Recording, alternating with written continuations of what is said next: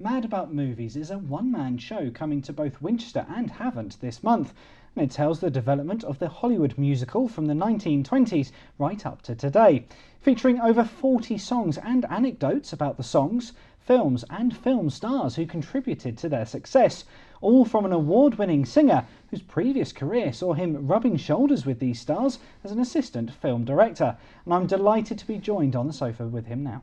Well, Robert, thank you so much for coming in. And as we said there, you've had quite an amazing career, really, even before you started singing. Well, yes. I mean, I come from a middle-class city background, and all I wanted to do was make movies and listen to records. And suddenly I found myself in movies working for MGM, which was the main studio in England and America. And I worked on what was the last MGM musical, which was Goodbye Mr. Chips, with Peter O'Toole and Petula Clark. And there I was as a menial third assistant director giving people tea. I've even got proof of it. And from that I wanted to sing. And I loved Sinatra. And the first show I ever did was a show about Frank Sinatra, having trained with not only him, but also a wonderful singer called Margaret Whiting.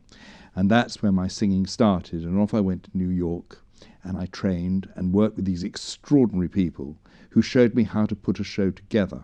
And was that where you fell in love with the Great American Songbook as well? Absolutely. But the secret, I was told by Margaret Whiting, whose father had written songs like On the Good Ship Lollipop, Hooray for Hollywood, and so forth.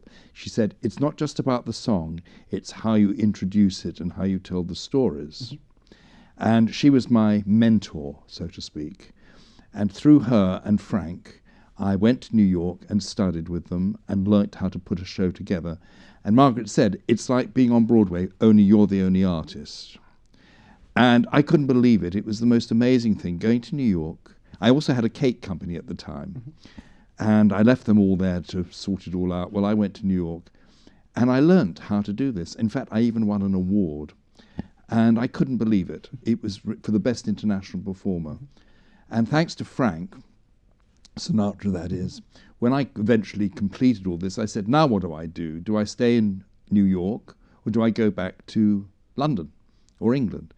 And they both said, well, you go back to England. And I said, what do I do? He said, well, you do a show about Frank. He's 80. He's not going to come back to England. He's not going to perform. Do a show about him. So I called Frank up and I said, Frank, Margaret suggested I do this show about you. What's it about? He says. And I said, well, it'll be about your life. What else? Very pointedly. And I said, well, it'll just be your songs. And they're not my songs. I didn't write them. I just sing them. And this is all on the phone.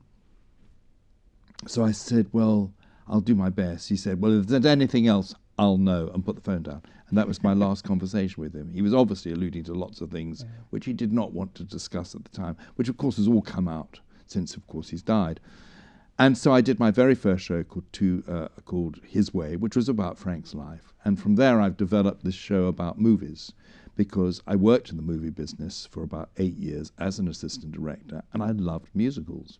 I suppose kind of taking that one passion and transforming it to become your secondary passion almost, is you've got must have incredible stories like meeting Frank as well. Well, that was an extraordinary story, because I was collecting Margaret Whiting from her service flat in London for going for lunch one Thursday. I always remember when you could park in London.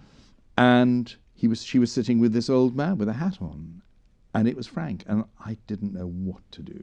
Wow.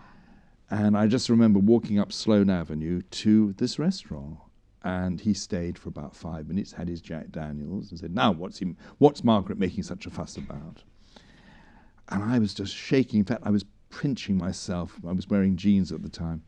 I couldn't believe what was happening. It just seemed so unreal. Wow. And sure enough, I learnt how to put a show together. And that's what Margaret and Frank did for me. So all that knowledge and experience then, I mean, can you give us a flavour of what maybe people are in store for when they come and see you? Well, I realised I've always loved musicals, and because so many great songs appeared there, Over the Rainbow, which nearly got cut out of Wizard of Oz. And there was a big story about, they were saying the producers wanted to keep it in, and the owner said, we're going to cut it because it's slowing down the action. It's a ballad. It runs nearly 4 minutes. And it's going to, everybody wants to get to the Technicolor stuff. And the producer, Arthur Freed, said, I'll do a deal with you. We're going to run it as a preview. If it's no good, we'll cut it. If the reaction cards say it's positive, we keep it in. And of course they kept it in, and the song was Over the Rainbow, Wow. which is one of the songs I talk about. And that's it, you kind of mix in talking about the songs and singing a few as well. I love telling the stories. I think everybody who comes up to me and the feedback cards say it's all about the stories. The songs everybody can sing. Mm-hmm. It might as well be Spring. Was written by Rodgers and Hammerstein. Originally, Richard Rodgers was working with Lorenz Hart. They'd written a lot of musicals on stage, and Hart didn't like it and was also had a major drinking problem. Mm-hmm. So eventually he was put together with Oscar Hammerstein, who was also not successful. He'd done Showboat, but he'd had some terrible failures. And somehow they put themselves together and they created these songs, and of course went on to write Oklahoma, State, Carousel, King and I, and so forth. Sound of Music. Fantastic. Well, I certainly wish we had more time. It sounds like you've got so many more stories to tell, but if people want to hear more of these stories and indeed some of the songs, just give us a quick flavour. How do they catch you? So you're in Winchester and Havant. I'm in Winchester and Havant. I think Winchester's next week and Havant's towards the end of the month. Mm-hmm. And I use a wonderful musical director called Trevor Brown, who worked for Shirley Bassey.